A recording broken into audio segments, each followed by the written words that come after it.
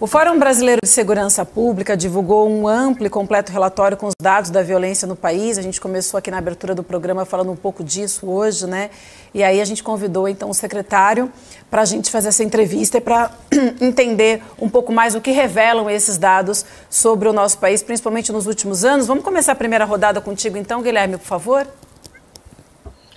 Marivaldo, quando a gente vê o histórico dos estados, né, nos últimos 10 anos, que mais tem assassinatos violentos, mais tem mortes violentas intencionais, a gente percebe que tem uma repetição, ano após ano, de alguns estados que figuram há muito tempo no topo dessa lista, né? É o caso, por exemplo, do Amapá, da Bahia, do Ceará, do Sergipe, do Rio Grande do Norte, muitos estados, principalmente da região Nordeste. 6 meses de governo, vocês conseguiram ter algum diagnóstico, eu presumo que sim, mas algum plano de como nesses estados em que tem uma situação como eu falei, há mais de 10 anos tão ruim, como enfrentar para baixar o número de assassinatos?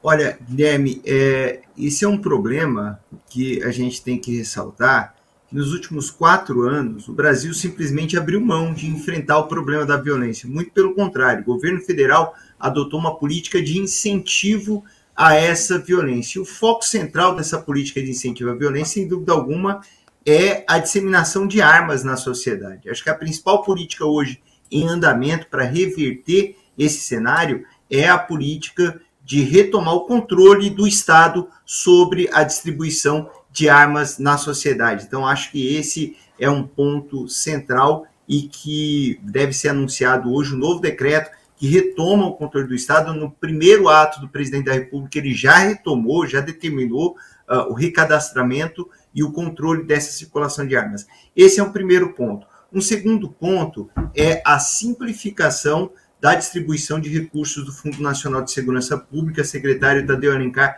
vem trabalhando muito nisso.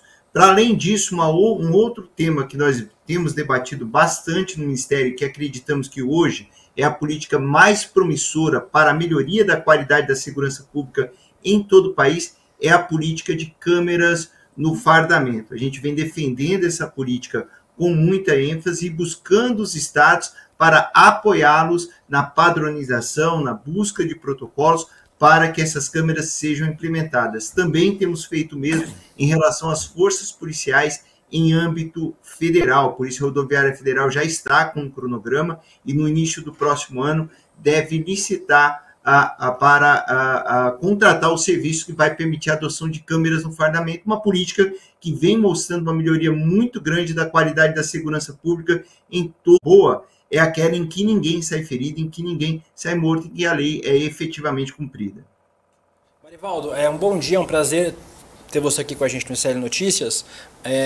Eu quero trazer um outro dado desse anuário, que é o aumento de crimes contra grupos minoritários, né? A gente tem um aumento de mais de 50% nos registros de homofobia e de racismo, segundo os dados do Anuário de Segurança Pública, e a gente também tem uma escalada no número de feminicídios e mortes violentas contra mulheres. Lembrando que é uma distinção, Vivian e quem está assistindo a gente, porque vários estados têm dificuldade em fazer o registro correto, tanto nos casos de racismo, homofobia ou violência contra minorias, quanto nos casos de feminicídio também. Então, muitos dos estados ainda têm dificuldade de fazer esse registro. Os especialistas no tema acham que esse número é 10 vezes maior do que o número de registros, né? Um caso muito grande de subnotificação. Há um plano do governo em trabalhar acho de forma integrada com outros ministérios para achar soluções para esses casos, em especial nos casos de violência contra a criança, contra a mulher e contra negros e LGBT, Marivaldo? Olha, esse é um dado que salta aos olhos no anuário. A quantidade de crimes cometidos contra as mulheres, crimes cometidos contra criança e adolescente e cometidos dentro de casa. Isso é muito assustador, é algo que chamou muita atenção. Eu me recordo que ainda quando eu estava lá no mandato do deputado Ivan Valente, nós, junto com a bancada do PSOL, entramos com um pedido de acesso a informações para o governo passado, que falava tanto em família, perguntando quanto havia sido investido para enfrentar esse tipo de crime, já que se falava tanto em proteção da família. E a gente constatou que o investimento era pífio, o investimento foi quase que zerado, o investimento nesse tipo de política pública. Obviamente que o desmonte dessa política pública tem impacto. Hoje, essa temática está distribuída em várias áreas no Ministério. A gente tem o Ministério das Mulheres, a gente tem o Ministério de Direitos Humanos voltando a atuar muito proativamente, e o Ministério da Justiça. Acho que, entre outras políticas, o ministro Flávio Dino já anunciou a construção de dezenas de casas da mulher brasileira em parceria com o Ministério das Mulheres. O Ministério vem atuando também fortemente para enfrentar os crimes cometidos no âmbito da internet. Teve uma atuação muito proativa agora no caso das violências nas escolas. Estamos com o edital aberto para fortalecer essa atuação também em âmbito dos estados. Enfim, a política vem sendo reestruturada. Acho que o grande resultado, a tragédia do resultado constatado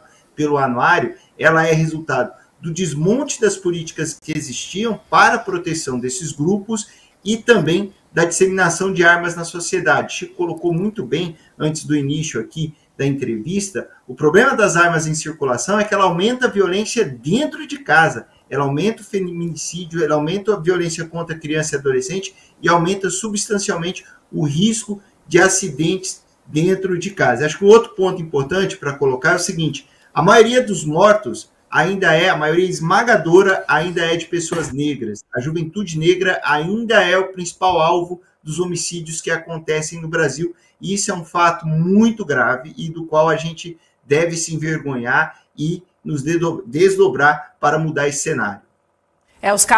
Os números são realmente alarmantes. O Brasil registrou, de acordo com o anuário, 75 mil estupros em 2022, são 205 estupros por dia. E a gente, inclusive, vai falar sobre esse assunto com o Jacé ainda no programa de hoje. Feminicídio, como você trouxe o destaque aqui, o William, aumentou em 43,3%. A gente teve também um aumento, como vocês comentaram, muito grande também da violência contra crianças e adolescentes. Mas tem um número que eu queria, para a gente arrematar a nossa entrevista, te perguntar também, secretário, é que a Amazônia responde por 1/5 das mortes violentas no Brasil. 1/5 é muita coisa. Agora, como proteger a população, sobretudo os indígenas que vivem naquela região, que é realmente uma região mais difícil, de mais difícil acesso, e a gente sabe também que tem toda a criminalização ali. Como é que protege uma região dessa? Como é que diminui a violência por morte, essas mortes violentas nessa região do Brasil? Olha, primeiro passo é o Estado voltar a fazer aquilo que deixou de fazer nos 4 anos da gestão passada. A gente viu o que aconteceu na terra indígena Yanomami. Aquilo ali não foi apenas omissão, foi uma atuação ativa da gestão passada para desmontar toda a estrutura existente para proteger as terras indígenas ali na região, toda a estrutura existente para proteger as comunidades tradicionais, para proteger aquela população que vive do extrativismo, que vive da floresta em pé. Toda essa estrutura foi desmontada na gestão passada. No Vale do Javari, a gente tinha 2 bases fluviais da PF que estavam encostadas. 2 bases compradas com recurso público que deveriam estar atuando ali e que foram encostadas. Obviamente que o desmonte dessa estrutura, tanto da Polícia Federal, do IBAMA, ICMBio e FUNAI, tem consequências para o avanço de outros tipos de crimes, para além do garimpo, para além da exploração da madeira ilegal.